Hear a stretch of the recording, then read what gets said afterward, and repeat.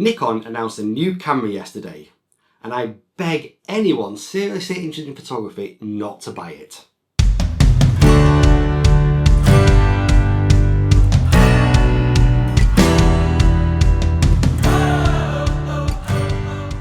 Hi, my name is Rich Dyson from Edinburgh Photography Workshop, and this is Coffee Break Photography.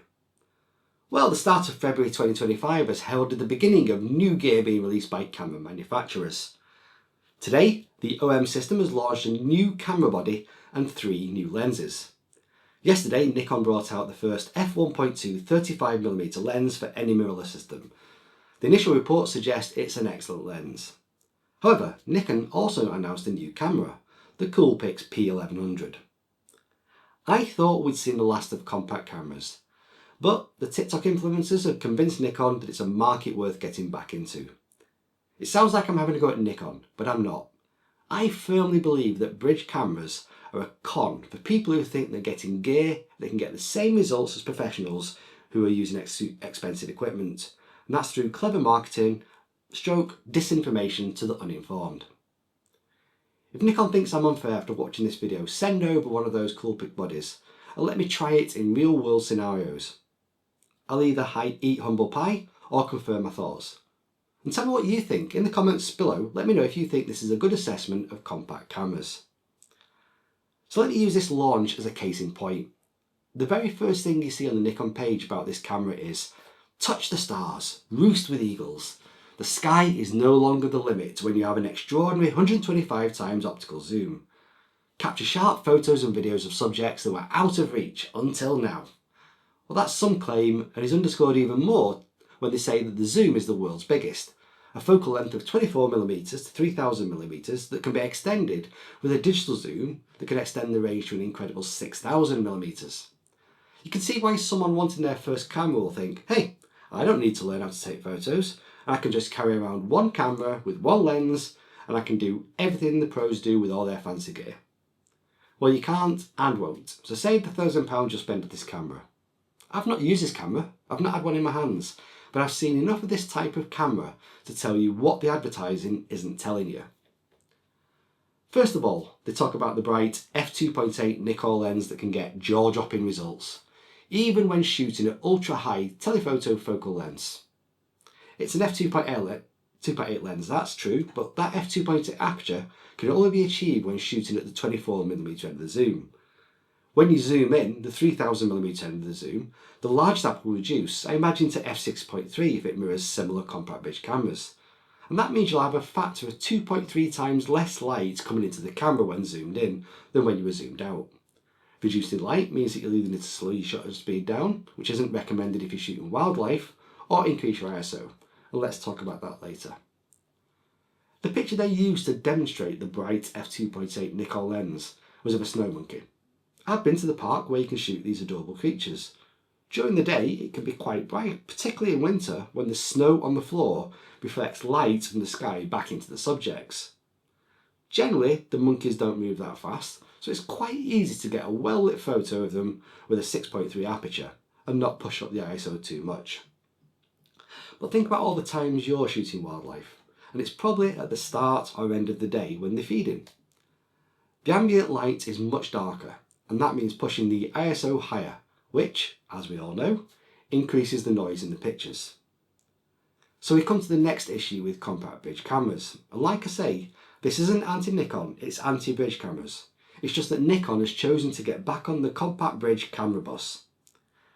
To reduce the size of the camera so it appeals to people who don't want to carry several lenses around with them, they have to reduce the size of the sensor, and that's the important bit that captures the data to make the pictures you take look good.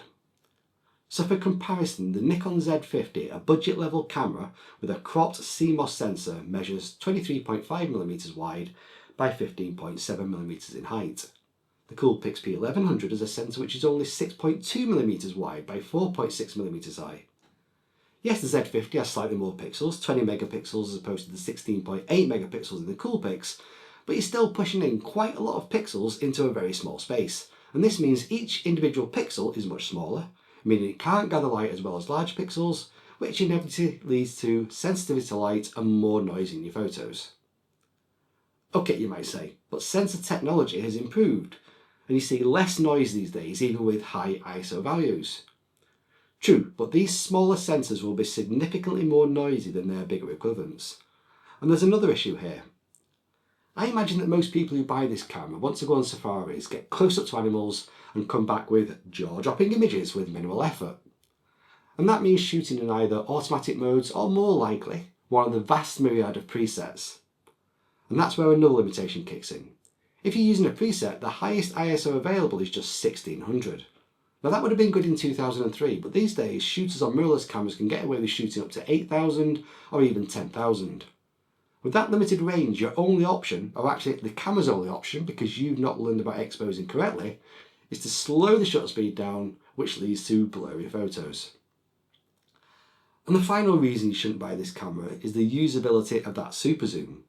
Us, inverted commas, proper photographers, zoom in and out using the ring on the lens. It feels natural and it allows for a precise zoom in action. Not the Nikon P1100 or most other compact bridge cameras.